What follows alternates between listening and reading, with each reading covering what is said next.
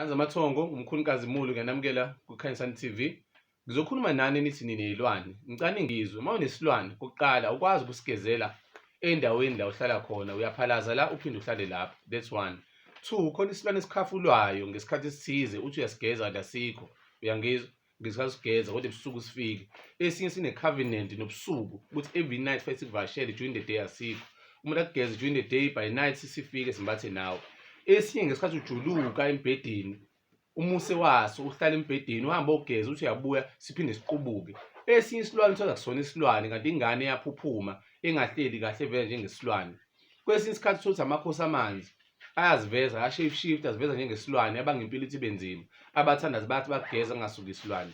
Bheka ukuthi isiphi isilwane esingibethe, ngizwe ngayithongo. Esinye kuba isilwane sasekhaya, okhokho bakho ababesebenza ngazo.